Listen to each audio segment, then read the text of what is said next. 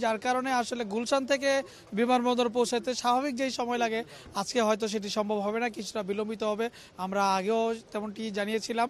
এখনও কিন্তু বিএনপি চেয়ারপারসনের যে গাড়ি বহরটি সেটি আসলে বনানীতে অবস্থান করছে, বনানী অতিক্রম করছে মাত্র।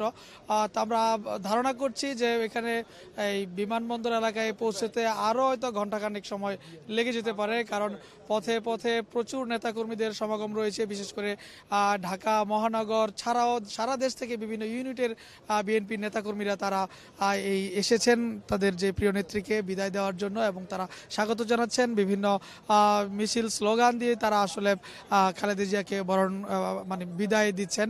আর বিমানবন্দরও কিন্তু আমরা দেখছি যে প্রচুর যে নিরাপত্তা যে বলয় সেটি তৈরি করা হয়েছে। আপনি দেখতে পাচ্ছেন যে আইন শৃঙ্খলা বাহিনীর কয়েক স্তরের নিরাপত্তা বেষ্টনীতে ঢেকে ফেলা হয়েছে পুরা বিমানবন্দর এলাকা। যেহেতু খালেদা জিয়া 3বারের সাবেক প্রধানমন্ত্রী এবং বিএনপির চেয়ারপারসন, এবং তার স্বাস্থ্যগত ঝুঁকি রয়েছে, যার কারণে তার নিরাপত্তায় কোনো কমতি রাখছে না এভিয়েশন কর্তৃপক্ষ।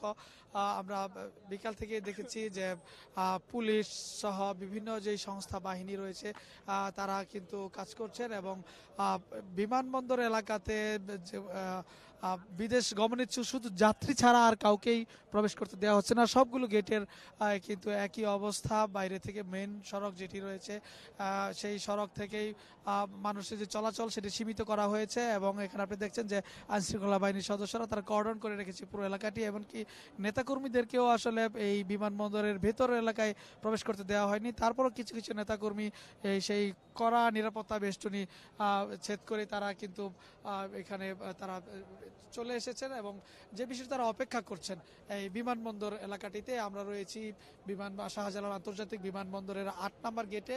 এখান দিয়ে তিনি প্রবেশ করবেন, এবং ভেতরে যে কাতার এর আমির এর যে বিশেষ এয়ার অ্যাম্বুলেন্সটি অপেক্ষা করছে খালেদা জিয়াকে বহন করার জন্য। তিনি আসার পরে তার যেই ইমিগ্রেশনের যেই আনুষঙ্গিক কার্যক্রম সেটি শেষ করেই তিনি লন্ডনের উদ্দেশ্যে যাত্রা করবেন। তো এখনো পর্যন্ত কিন্তু আসলে দীর্ঘ অপেক্ষাই বলা চলে, এবং নেতাকর্মীদেরকে আমরা দেখেছি তারা বিকাল থেকে এই সড়কে অবস্থান নিয়ে তাদের খালেদা জিয়ার জন্য অপেক্ষা করছেন, এবং তিনি যে আসছেন মানে গুলশানের যে বাসভবন ফিরোজা থেকে বের হওয়ার পরে কিন্তু বিপুল সংখ্যক নেতাকর্মী সেখানেও জড়ো হয়েছেন, এবং তার গাড়ি বহরের সাথে সাথে তারা আসছেন, যার কারণে রাস্তায় কিন্তু তীব্র যানজটেরও দেখা দিয়েছে, যার কারণে গতি কিছুটা কমে গেছে যানবাহনের।